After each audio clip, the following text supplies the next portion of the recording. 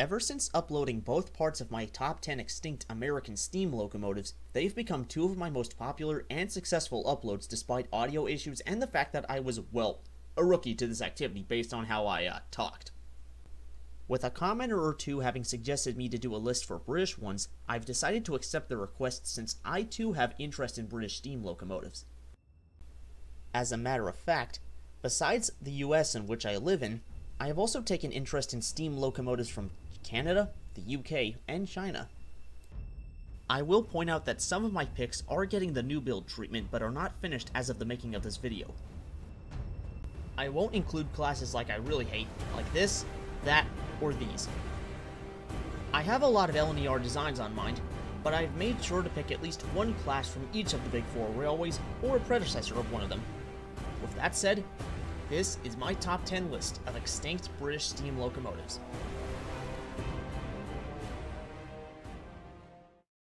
Number 10. The Furness Railway K2s. Also nicknamed Larger Seagulls by the Furness Railway, there were just 8 of these 440s, all of which were built by Sharp, Stewart & Company from 1896 to 1900. Weird names. These locomotives were meant to supersede the older K1s on heavier trains. When it comes to numbering, the first 6 were numbered 21 and 22, and 37 to 34, and the latter 2 being numbered 124 and 125, all by the Furness Railway. At some point in time, 4 engines were renumbered to numbers 44 to 47.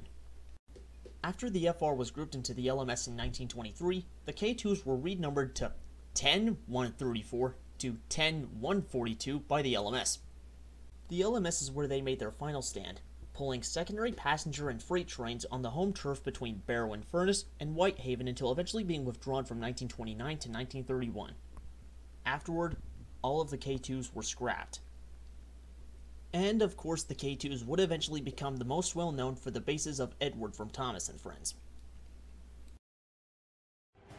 Number 9. The London, Brighton and South Coast H1s. Designed by D.E. Marsh, there were just 5 of these Atlantics built by Kitson and Company from December 1905 to February of 1906. During production, Marsh had a set of drawings from the large boiler Great Northern Atlantics from Doncaster and only made detailed amendments before ordering them from the manufacturer, increasing the boiler pressure from 175 to 200 psi. The H1s proved to be successful working the London to Brighton Express trains, including the heavily loaded Pullman services such as the Brighton Limited and the Southern Belle. As for the numbering, the H1s were originally numbered as 37 through 41 by the LBSCR. After the LBSCR was grouped into the Southern Railway in 1923, the H1s had 2,000 added to their road numbers, thus becoming numbers 2037 through 2041. From 1925 to 1926, they were replaced on the London Brighton Express passenger trains by larger locomotives. They still found work on other express services, including the boat trains connecting with ferry services. But after those services ceased to exist as a result of World War II, the H1s were left with little work to do. 2 of them were put into storage and eventually withdrawn in 1944. In July of 1947, number 2039 was experimentally rebuilt with sleeve valves by Oliver Boyd as a mobile testbed in preparation for his infamous leader class. After the 1948 nationalization that created British Railways, the remaining H1s had 30,000 added to their road numbers, as seen in the picture. The remaining H1s were eventually retired in 1951. None survived. Number 8. The Great Western County Class. Also known as 3800s, the GWR built a total of 40 of these Churchwood-designed 440s in Swindon Works from 1904 to 1912. Churchwood design means that they were designed by George Jackson Churchwood, who had designed them as a 440 version of his St. Class 460s. It's worth noting that this class was also used as the basis for the railway's now extinct 2221 class Atlantic tanks. Numbering was a bit slapdash at first, but the GWR eventually renumbered all 40 of them into a straight 3800 through 3839 sequence. The counties were designed for use on the Hereford to Shrewsbury line, over which the railway was forbidden to use 460s. They were the latest and most advanced 440s designed and built by the GWR and had outside cylinders, whereas other Great Western 440s had inside cylinders. By the way, GWR stands for Great Western Railway. The locomotives used the same cylinders and motion as Churchwood's 10-wheelers, and needed the same mass to counterbalance the reciprocating parts of motion. But the needed weight had to be divided between 4 wheels instead of 6. Unfortunately, the heavier balance weights produced a high level of hammer blow. At 6 revolutions per second, the hammer blow was 8 tons, unlike with 3.6 tons of the City class and 6.4 tons on the Saints. The left-hand trailing axle boxes often developed hammering, which was caused by the amount of counterbalancing used. The combination of key components was somewhat poor, and perhaps the least successful of any Churchwood design. As if it couldn't get worse, they were found to have a front end too powerful for the wheel arrangement. In the end, the county's careers were cut short, with all 40 of them being retired from 1930 to 1933 and scrapped. But the Churchwood County Trust is giving this class the new build treatment. They are building the next member, number 3840, County of Montgomery. No, not Montgomery, Alabama, but Montgomery, Wales. I just hope they solve the problems with this class. As too is the T1 Trust with number 5550. Number 7. The London and Northeastern W1 number 10,000, aka the Hush Hush. Prepare for an LNER montage, albeit not in a row. Built at Doncaster Works in 1929, the W1 was the only 464 tender engine ever built in the UK. By the way, locomotives with a 464 wheel arrangement are generally called Hudsons. The lucky man to design this unique locomotive was no other than the legend himself, Sir Nigel Gresley. Well, except for the boiler, which was specially designed by Harold Yarrow and built at Yarrow Shipyard in Glasgow, under the request of Gresley as part of a secret experiment. Instead of a typical, more conventional fire tube boiler, the W1 was built with a specially designed water tube boiler that you'd find on ships. Unlike other Gresley designs, which had 3 cylinders and simple expansion, the 10,000 had 4 compound cylinders. This was done for the necessity of high pressure. The main feature was of course the unusual water tube boiler, which works differently from a fire tube boiler. The most impressive stat was the boiler pressure, which for the W1 was, get ready for this, 450 psi. For comparison, the boiler pressure for the Union Pacific Big Boys was 300 psi. Then there's Baldwin's number 60,000, which had a water tube firebox and a boiler pressure of 350 psi. By the way, the A1s had a boiler pressure of just 180 psi. It's worth also mentioning that instead of being painted in LNER apple green, the 10,000 was painted in this unique warship gray, definitive of its marine nature from that boiler.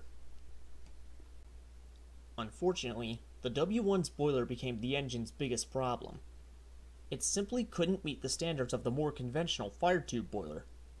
Problems included a tractive effort of just 31,000 pounds, low for this type. The boiler also had steaming problems to add on for it.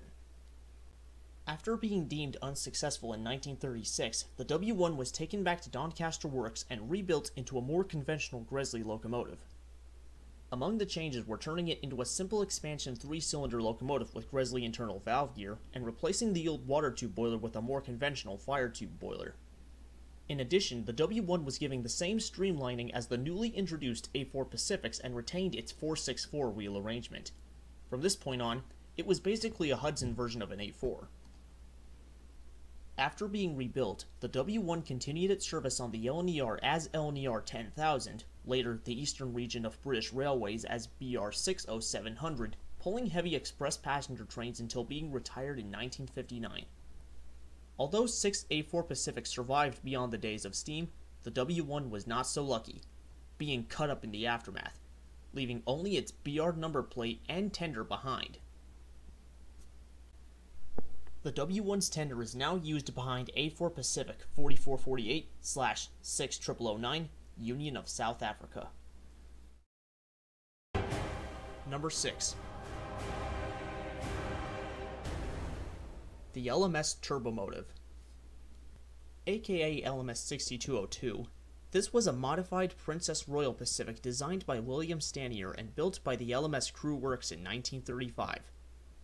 Unlike her classmates, the 6202 was built as a steam turbine locomotive instead of a conventional steam locomotive. Instead of using conventional steam cylinders, pistons, and connected rods to drive the wheels, the turbomotive had steam turbines, one for forward running and one for reverse, since a steam turbine can only rotate in one direction. Most steam turbine locomotives were usually big failures. Yes, I intentionally left all US steam turbine locomotives off my American list because I don't like them and they didn't work. Fortunately, the 6202, with a power output of 2400 horsepower, an RPM of 7060, and a maximum speed of 62 miles per hour, proved to be one of the most successful steam turbine locomotives ever built. After suffering a turbine failure in 1949 that was uneconomic to repair due to post-war measures, the 6202 was rebuilt at Crew Works into a more conventional steam locomotive and renamed Princess Anne. It eventually emerged from the works in 1952 as now BR 46202. But just 2 months after being rebuilt, the 6202 was involved and destroyed in the infamous Harrow and Wealdstone accident on October the 8th of 1952. This wreck, which involved 3 trains, killed 340 people and left 112 injured. In the aftermath, the 46202 was so badly damaged from the wreck that it was deemed damaged beyond repair and scrapped. Number 5. The London and Northeastern P1 Mikados. Another grisly design, just 2 of these Mikados ever existed. Both were built at Doncaster Works in 1925, number 2393 and 2394. They were the first 282s ever built in Britain. Both P1s were identical, but with the first one having a 32-element superheater and the second having a 62-element one. These Mikados were capable of handling 100-wagon coal trains, but the trains were an operational hazard as they overhung from track circuits and were too long for many passing loops. In addition, the P1s were coal-hungry locomotives. A 1926 inspectors conference reported that the P1s used 131 pounds of coal per mile. That's not good. When built, the P1s were fitted with 2-cylinder booster engines on their trailing axles. The booster increased the P1's tractive effort from 38.5 thousand pounds to 47,000 pounds, and the tenders had a specially designed drag box to accommodate the booster equipment. Unfortunately, the boosters were very faulty in operation as they filled the cab with steam, doubling the fireman's workload. Talk about a backbreaker. In addition, the steam pipes from the locomotive to the booster were prone to snapping as a result of the sharp curves of the turning triangle where they were housed.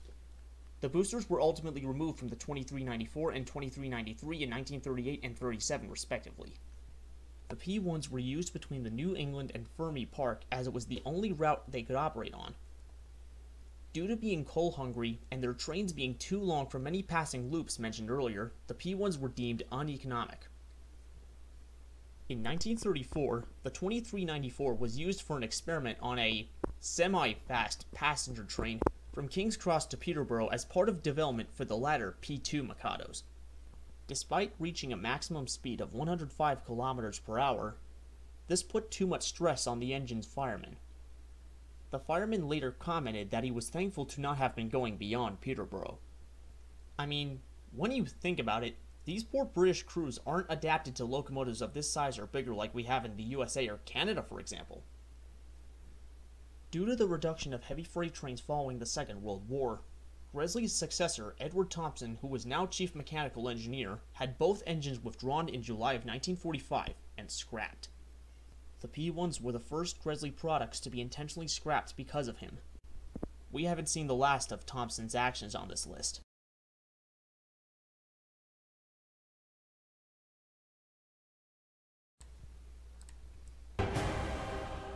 Number 4.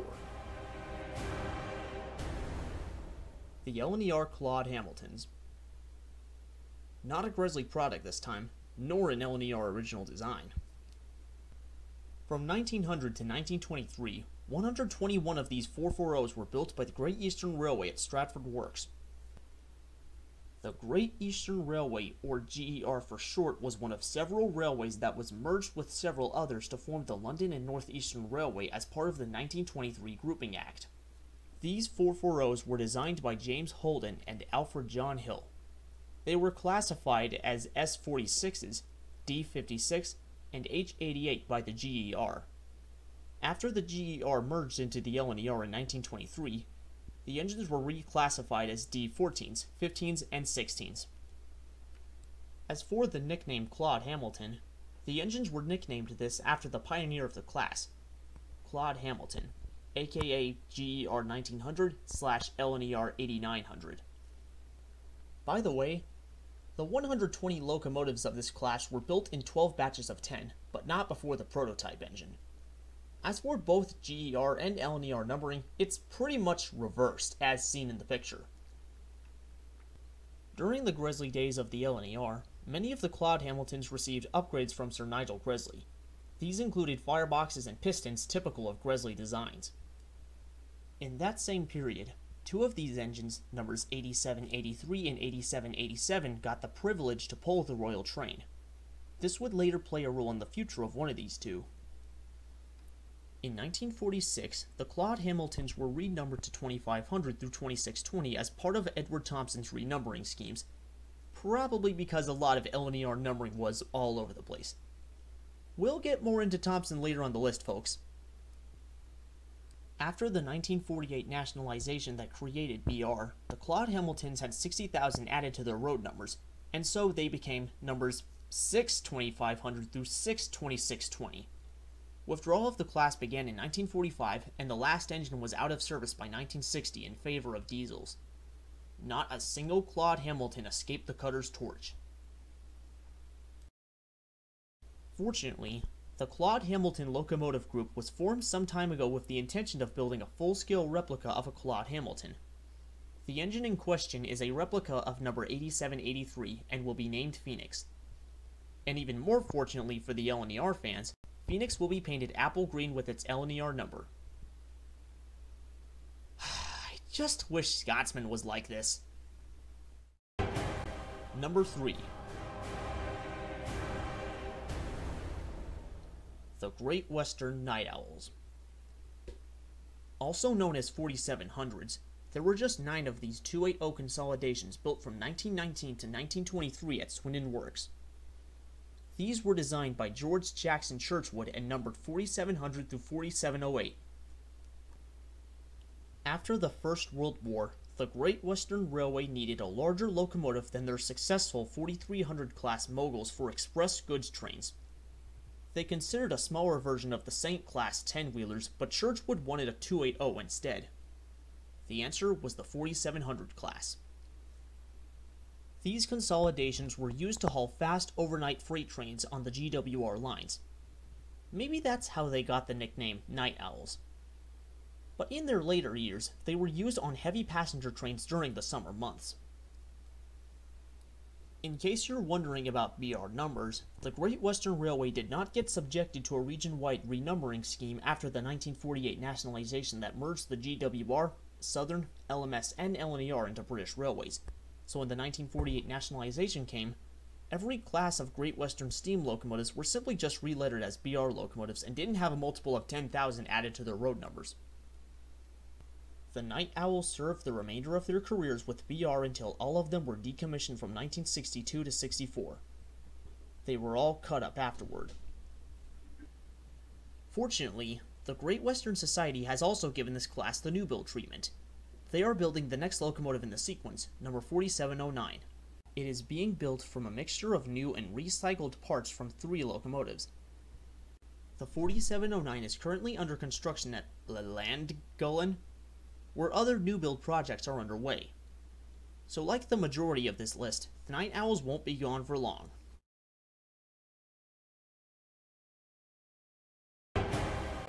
Number 2. The LNER B-17s. By 1926, the London and Northeastern's aging B-12s were incapable of handling heavy express passenger trains on the former Great Eastern Main Line. The obvious answer would be to use larger locomotives, but the severe weight restrictions for that line were too severe for machines such as Grizzly's A1 and A3 Pacifics. What they needed was a lightweight and powerful 460. The answer were Grizzly's B-17 10-wheelers. A total of 73 B-17s were built from 1928 to 37, with 10 of them being built by North British Locomotive Company, 52 by Darlington Works, and the remaining by Robert Stephenson and Company.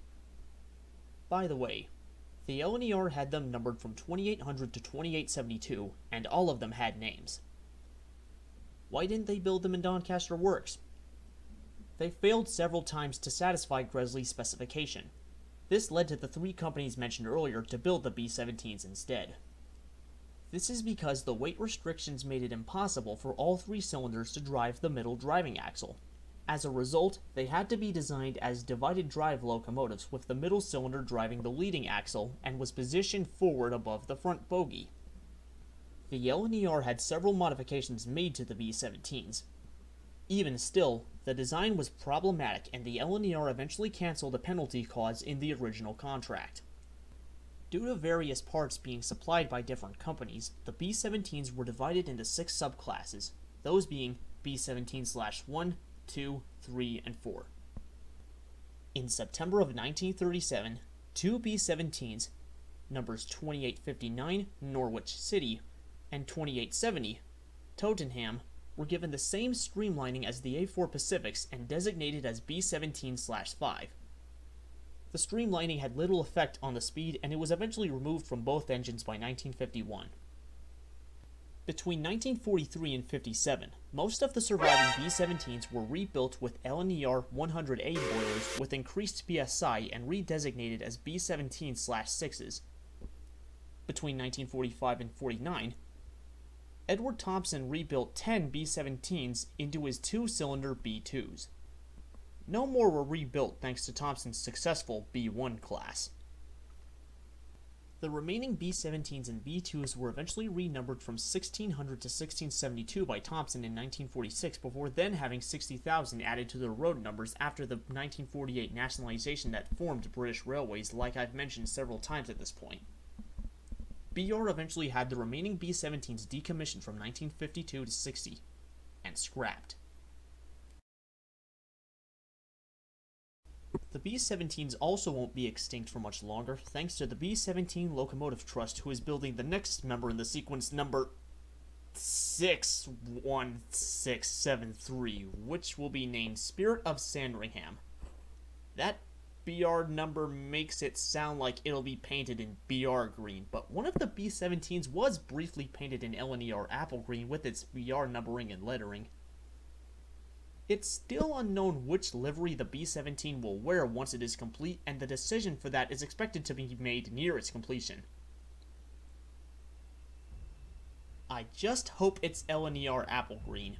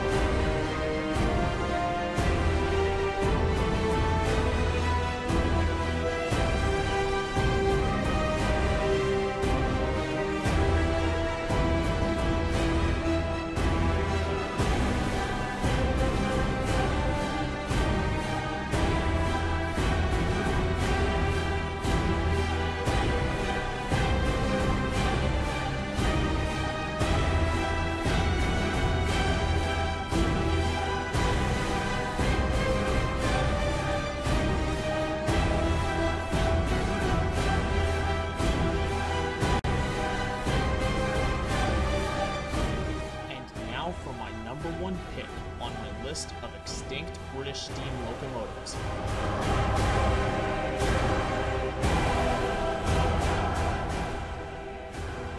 The London and Northeastern P2 Mikados.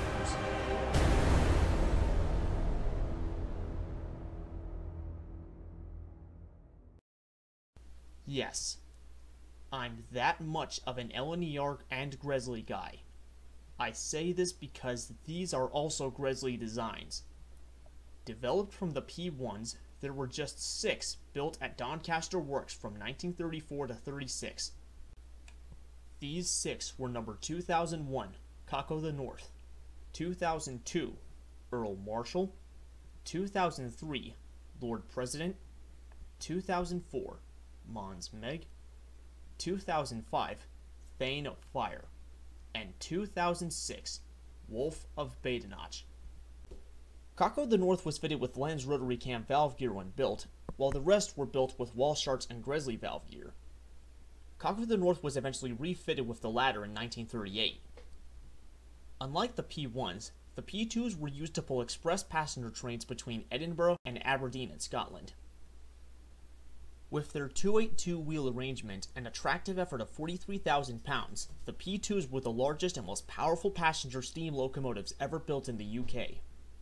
Later during their careers, the P2s were semi-streamlined with the same nose as seen on the A4 Pacifics. While the P2s were a bit rigid for certain lines, it was just about their only problem, really. But if things couldn't get any badder, they could. On April 5th of 1941, Sir Nigel Gresley, chief mechanical engineer of the LNER, died in office from an illness that was incurable at the time. Edward Thompson succeeded him as CME.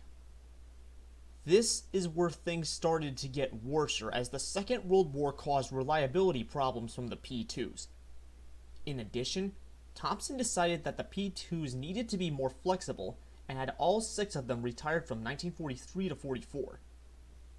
Instead of trying to modify the P2s a little bit to make them more flexible, which he could have done, he had all 6 of them rebuilt into the infamous A2/2 Pacifics. This was a big blunder that made Thompson infamous and disliked. Into Thompson Pacifics. He turned them into Thompson Pacifics. He had to turn one of the greatest Grizzly designs of all time into that Thompson. Yes, he did. I'll kill you! I'll kill you! One time you'll get that guy! Despite being more flexible now, the A2/2s were shown to be more problematic than they were as P2s. Because they were built during World War II, Thompson had to save on construction costs.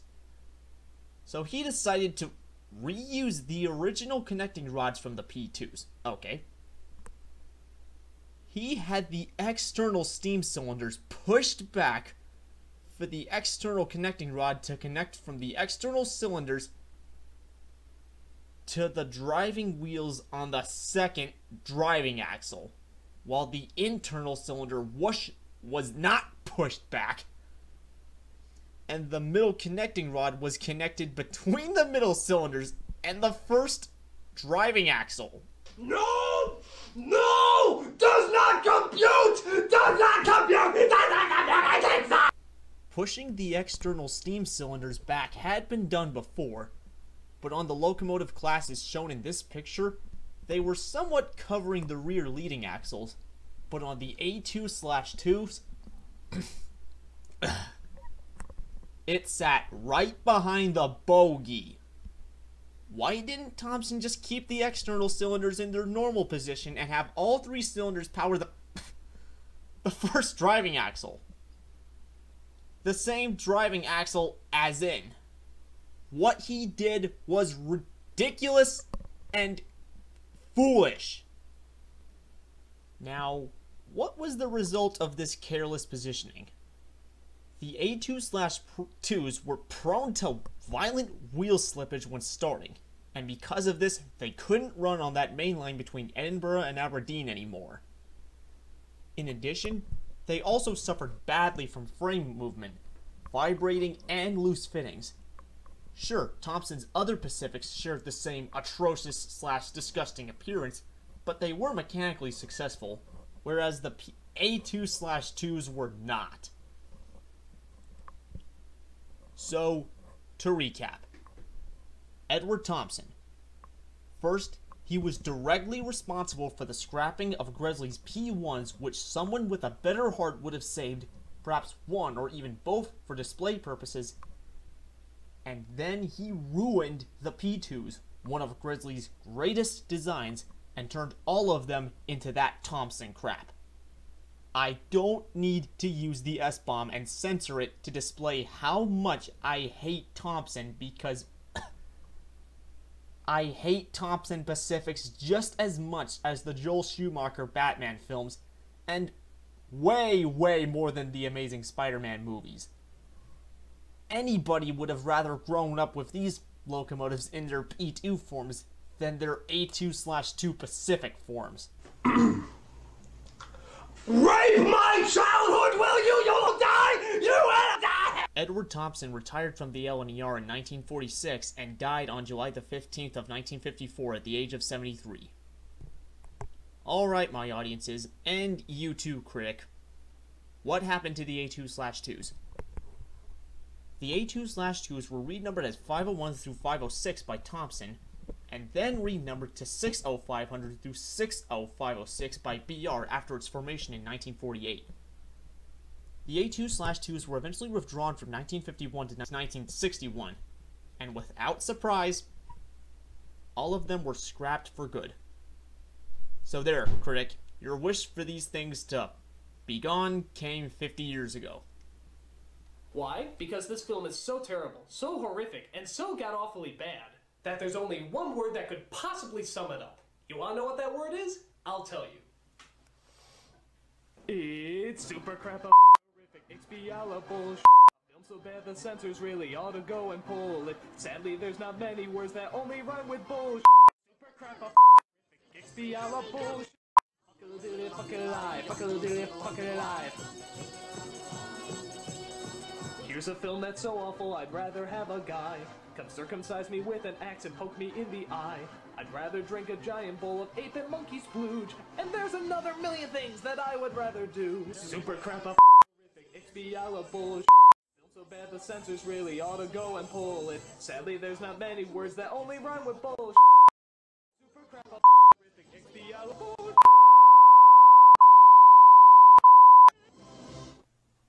No, really, though, it's awful. Thankfully, the P2s are getting the new build treatment too, as P2 Mikados. Not just one, but two projects. The lesser known is the P2 Steam Locomotive Trust, who is building a replica of number 2001, Kako the North, with that A4 nose. The better known is the P2 Steam Locomotive Company, which is building the next member in the sequence, number 2007, Prince of Wales. This project was also formed by the very same people who formed the A1 Trust and built Tornado. By the way, Tornado is a Peppercorn A1 and not a Gresley A1. The 2007, according to Wikipedia, is anticipated by the company to be finished this year in 2021. So imagine the story of the P2s being turned into Thompson Pacifics and ending terribly, being represented by the ending of Avengers Infinity War, where Thanos snaps and half the universe dies. And then there's the sequel, Endgame, where those who were snapped away come back and it all ends happily-ish, to represent the new build projects bringing back two P2s, one as a replica and the other as a new member. For the facts that we are getting not one but two new build projects, how they improved over the P1s, how they displayed the limits of the UK's rail network for handling such large locomotives, how much they deserved a longer lifespan, even into preservation, and for this sad end to happy ending sequel by resurrection-like story the class is going through, as an honor to the men who designed and built the originals and the new, are why the P2s are my #1 pick on my list of extinct British steam locomotives.